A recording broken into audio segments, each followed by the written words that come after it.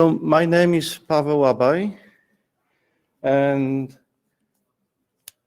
I'm a head of Bioinformatics Research Group at Małopolska Center for Biotechnology in Krakow. And today I'm going to tell you a bit a short story about application of metagenomics, targeted metagenomics in forensics.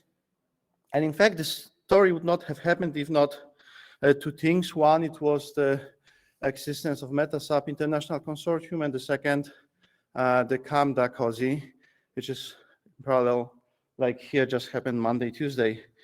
So when all of this started, in fact, it started when a daughter of our colleague, when she was 4 or 5 years old, asked whether she can lick a pole in the New York Metro. As a father, he wanted to shout no. As a scientist, why not? Do we know what lives there and whether this is really danger? I mean, we collect the pathogen, put into the lab, growing it, and then we know, oh, this is danger. But in the environment, is it still danger? So he was wondering, and he sent out the students around the New York Metro to collect samples. And once he had enough, they made the analysis, which was published in 2015, the cell systems. So what they found is that the Metro, the profiles are very close to the skin microbiome, which seems logic. They also found that there is a different diversity across different parts of the New York. And I think what is very interesting that for half of the reads, we have completely no idea what's this. Yeah, we don't know those species. And then he's just starting, okay, so the New York this is what we know for New York. How about different cities? So he started asking people from his different projects whether you can start something similar at your city. And this is also how I started taking part in it, because we knew with Chris from the other consortia. So at that time, I just started it in Vienna. Now I'm running it also in Krakow, where I'm now. And all together, we built a consortium, the MetaSAP consortium, which is investigating what lives in the cities around the world. We have event which is called Global City Sampling Day, always on the 21st of June. And we try to synchronize so that we can all collect the sample the same day, because then it's bringing more media attention, so it's easier to find sponsors who are paying for our expenditures like sequencing, swabs, and everything. So we collect like a few thousand samples every year. And then, of course, we analyze it inside the MetaSAP. But then I thought, okay, maybe we can take advantage, because when we work closely in MetaSAP, at some point, our ideas are converging. And maybe it's better to just open it up to the community. And this is what we did through the CAMDA. So the CAMDA is just putting to the community the data and asking to find something interesting. And here the question was how and what to use to differentiate between the cities. So at the beginning, it were data just for the 3 cities from US, and it appeared that it doesn't matter what people are taking, the bacteria, the archaea, plants, whatever, it's not that difficult to differentiate between the cities.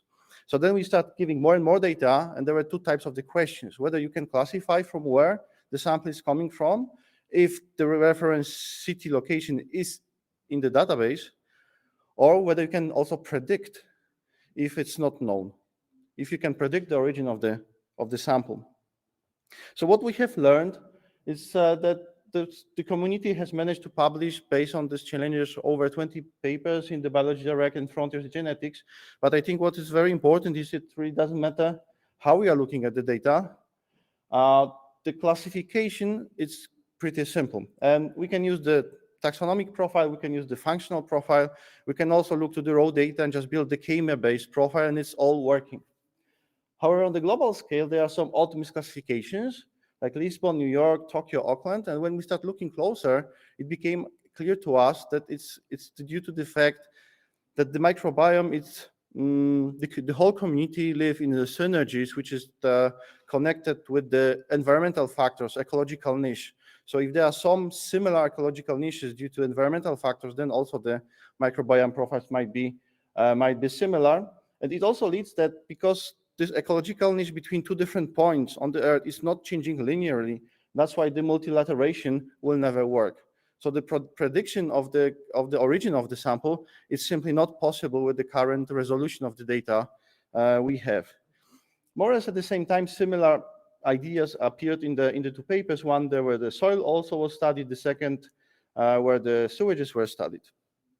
And also in the MetaSub paper, when we managed to finish the analysis and put everything which was published last year in Cell, there are many interesting stuff, but what I wanted to mostly focus here is that indeed, also there, when we took all the data, the classification is easy. We see the influence of different factors which are really related to where we are. And we also have shown that it's possible to build a k-mer-based graph, k-mer-based index, which is allowing them to quite easy to provide the similarity between new sample and anything which was in reference. So this led us in, I mean, when I moved to Krakow, is that an idea that maybe we can exploit it a bit further. And because we have an established collaboration with the Polish Central Forensic Laboratory, we start thinking, okay, let's try to do something like this. Let's try exploit whether it's really possible to use this for finding from where the specific sample is coming from. So this is the grant which is running together, as I have said, with the Forensic Police Laboratory and a few other universities in Poland.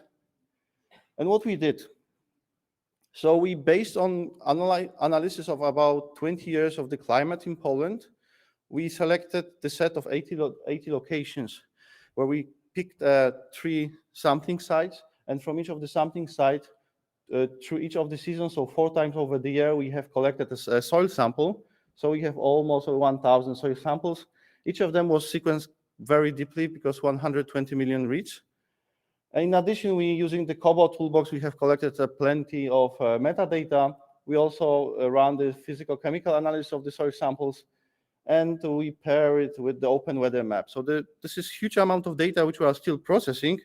And today I'm showing the first results of the part of analysis which we did by applying the MetaGraph tool, so which is building a k-mer-based graph and annotating it with the samples, which is allowing them to select the subgraphs which are typical or unique for the specific set of the samples.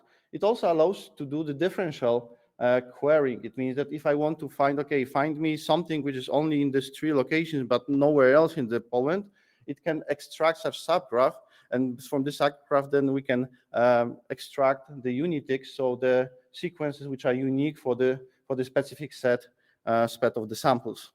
So we took this concept, we took the Polish sample, we took the MetaSub sample as a negative control for the rest of the world. We later would like to also add it to EMP 500 data. We created this whole metagraph merge, differential assembly, the extracted unitics, and we designed the panel. So far we have designed the pilot panel. At the moment, what is happening is that we are designing the final panel. And using this unitics and what has ended up on the panel, we have like the reference data set. So later, once we will have a practical application, it will be that the new sample will be coming. It will be sequenced, but using the targeted metagenomics, so only the panel, just to focus on the specific set of the regions, and then using the AI, we'll do the predict the similarity or the probability to the known locations. So using the pilot panel, which was not very large, we're picking in fact between 3 technologies, the 2 amplicon-based and 1 that probe-based. It appeared that the Roche probe-based appeared best. Interestingly, the best performance was not with the 100 nanogram as it was suggested by the protocol, but with the 5 nanograms, which is very important change because in forensics sometimes we don't have as much as 100 nanograms. And we see that there is also very high coverage of the reads. I mean, on target rate of the reads is above 80%. We also see when we compare to the whole metagenome sequencing data that both the Bray-Curtis dissimilarity metric and the Cosin similarity metric are very, very good. So this has led that on the small panel, using the designed panel and the design pipeline, in fact, we have almost perfect classification. There's only 1 misclassified sample, and the only thing is that the big city 1, big city 2 is Warsaw and Krakow, so the current capital and former capital of Poland. But probably the misclassification is coming from the fact that both of those are at the same river, at the Vistula River, just a few hundred kilometers apart.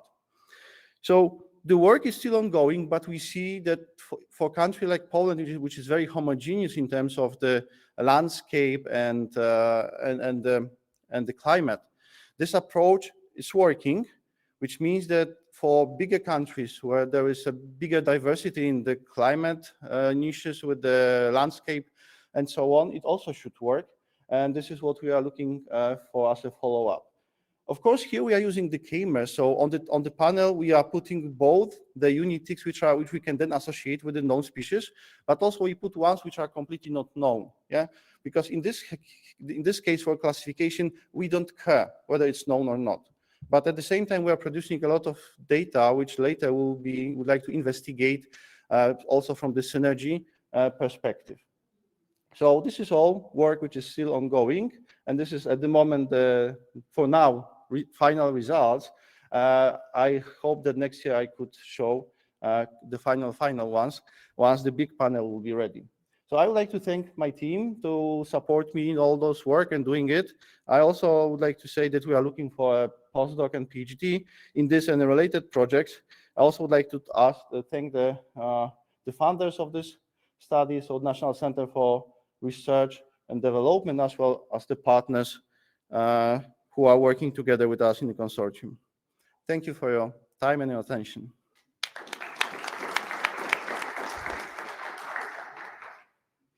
Okay, we have time for a couple of questions. So I'll start one. So have you considered the time? Okay, I'm a bit deaf. You would need to speak louder. Yeah, have you considered the time differences between the samples? Do you think they may contribute to the time difference? Yeah. Do you collect the samples at the same time of the day? Yeah. So we have these 4 seasons. Yeah. So we hope that it will then somehow average, but I'm not sure I fully understood your question. So I was like in the morning and in the afternoon, the sample may look different. Okay, we don't know yet. We'll be investigating.